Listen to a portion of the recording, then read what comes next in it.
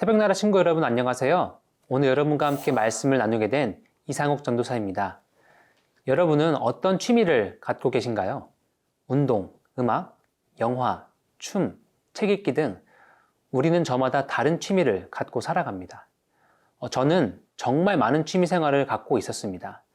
운동하는 것도 너무 좋아하고 음악도 좋아하고 또 춤도 좋아하고 책과는 거리가 조금 있었습니다. 그런데 하루는 이런 생각이 들었습니다. 나는 왜 이렇게 취미가 많을까? 그래서 제 삶을 차근차근 돌아다 보니 제가 정말로 좋아하는 것, 저의 진정한 취미가 무엇인지 발견하게 됐습니다. 그 취미는 바로 함께 하는 것이었습니다. 저는 누군가와 함께 하는 것을 굉장히 좋아합니다. 함께 하는 운동, 함께 듣는 음악, 함께 하는 게임 등 누군가와 함께 할 때의 즐거움이 정말로 제가 좋아하는 취미였던 것이죠. 이처럼 누군가와 함께 한다는 것은 즐겁고 소중한 일입니다. 하지만 때로는 그 관계의 감사함과 소중함을 잃어버릴 때가 있죠. 오늘 함께 묵상하게 될 전도서의 말씀을 통해서 관계의 소중함을 다시 한번 깨닫고 그 소중함이 우리의 삶에 어떠한 영향을 주는지 함께 살펴보도록 하겠습니다. 오늘 말씀의 제목은 우리 함께해요 입니다.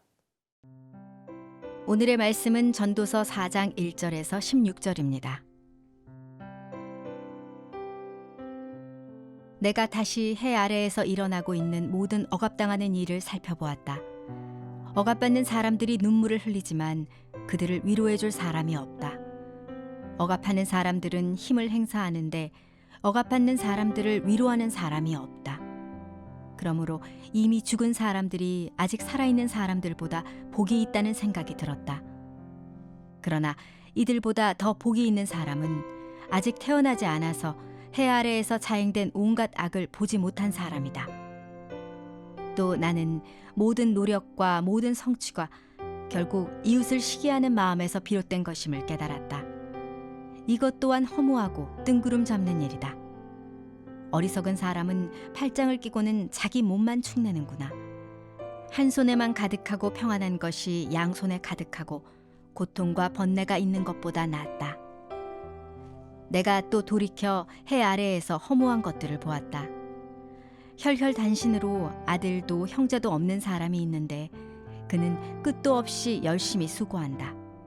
그러나 쌓여가는 재물도 그의 눈에는 도무지 흡족하지 않고 내가 누구를 위해 이렇게 열심히 일하나? 내 영혼이 왜 이렇게 누리지도 못하고 있나? 라고 말하지도 않으니 이것 또한 허무하고 비참한 일이다. 하나보다 둘이 더 낫다. 둘이 함께 노력하면 더 좋은 결과를 얻기 때문이다. 넘어지게 되면 하나가 다른 하나를 일으켜줄 수 있다. 그러나 혼자여서 넘어져도 일으켜줄 사람이 없으면 얼마나 불쌍한가. 또 둘이 함께 누우면 따뜻해지지만 혼자라면 어떻게 따뜻해지겠는가. 혼자서는 질 일도 둘이서는 당해낼 수 있으니 새 겹줄은 쉽게 끊어지지 않는다. 남의 말을 받아들일 줄 모르는 늙고 어리석은 왕보다는 가난해도 지혜로운 청년이 100번 낫다. 그런 청년은 감옥에 있다가도 나와서 다스릴 수 있다. 그가 그 나라에서 가난하게 태어났어도 말이다. 해 아래에 다니는 모든 사람이 왕의 후계자가 된 그 청년을 따랐다. 이게 모든 무수한 백성들의 속성이니 그 이전 세대도 마찬가지였다. 그 다음 세대는 그를 기뻐하지 않을 것이다. 이것 또한 허무하고 뜬구름 잡는 일이다.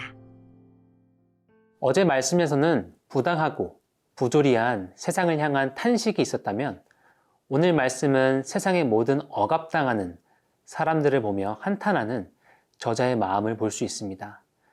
오늘날에도 억압 가운데 살아가는 사람들이 있고 전 세계가 그 억압당하는 사람들의 눈물을 알고 있지만 또 한편으로는 힘이 있음에도 그들의 눈물을 닦아주지 않고 있는 세상을 바라보며 원망하기도 합니다. 함께 1절 말씀을 읽도록 하겠습니다. 내가 다시 해 아래에서 일어나고 있는 모든 억압당하는 일을 살펴보았다. 억압받는 사람들이 눈물을 흘리지만 그들을 위로해 줄 사람이 없다. 억압하는 사람들은 힘을 행사하는데 억압받는 사람들을 위로하는 사람이 없다. 저자는 이 상황이 얼마나 안타까웠는지 차라리 이미 죽은 사람, 심지어는 아직 태어나지 않은 사람이 더 복받았다라고 말하고 있습니다. 개인적으로 주변에서 이런 이야기를 굉장히 많이 들었습니다. 정말 하나님이 살아계신다면 왜 이런 상황이 일어나고 있는 거예요? 하나님은 선하다고 하시는데 왜 계속해서 이런 안타까운 일이 일어나고 있는 건가요? 이 질문들은 분명 제 안에도 자리 잡고 있을 것입니다. 이와 같은 질문을 들을 때 마음이 많이 어려워지고는 합니다. 사랑하는 새벽나라 친구 여러분, 혹시 여러분 주변에 고통과 억압 속에서 살아가는 이웃이 있나요? 혹은 지금 여러분이 그러한 고통 가운데 살아가고 계신가요? 우리는 우리 스스로에게 그리고 우리 주변에서 일어나고 있는 안타까운 상황을 바라보며 저자와 같이 낙심하고 좌절할 수 있습니다. 하지만 우리가 희망을 갖고 다시 일어날 수 있는 것은 선하신 하나님께서 이 상황을 지켜보고만 계시지 않는다는 것입니다. 누구보다 이 상황을 안타까움 가운데 지켜보시며 억압과 고난으로부터 해방시켜 주시는 분이 하나님이심을 기억하기를 소망합니다.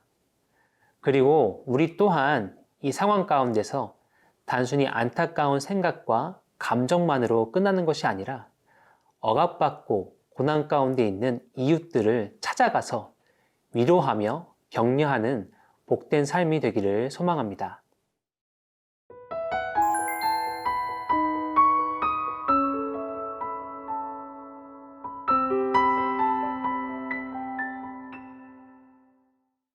(7절부터) (16절까지의) 말씀을 한 단어로 요약하자면 관계라고 할 수 있을 것 같습니다.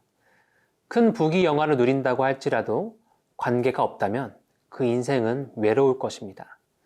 반대로 가난과 고난 가운데 있을지라도 그 시간을 함께 할 수 있는 소중한 관계가 있다면 그 인생은 외롭지 않을 것입니다. 말씀에서는 세 가지 예화로 관계를 설명합니다. 열심으로 돈을 벌지만 그 재물을 함께 나눌 아들도 형제도 없는 사람. 하나보다는 서로 노력하며 더 좋은 결과를 얻을 수 있는, 한 사람이 넘어져도 일으켜줄 수 있는 둘이 더 낫다. 다른 사람의 말을 무시하는 왕보다 가난하지만 다른 사람의 말을 경청하는 지혜로운 청년이 100번 낫다. 특별히 마지막 이 청년에 대해서 설명할 때 감옥에 있다가도 나와서 다스린다 라고 말하는데요. 여러분들의 머릿속에서 떠올랐을 것 같은 인물이 한 명 있죠. 네, 바로 요셉입니다. 요셉의 삶은 고난이 가득했지만 노예로서 주인의 말에 순종하며 죄인으로서 간부의 말에 순종하며 아름다운 관계를 만들어 갔습니다. 아름다운 관계를 만들어가는 요셉의 삶은 고난으로 끝나는 것이 아니라 이집트 왕의 인정을 받는 총리로서의 삶을 살아가게 됐습니다.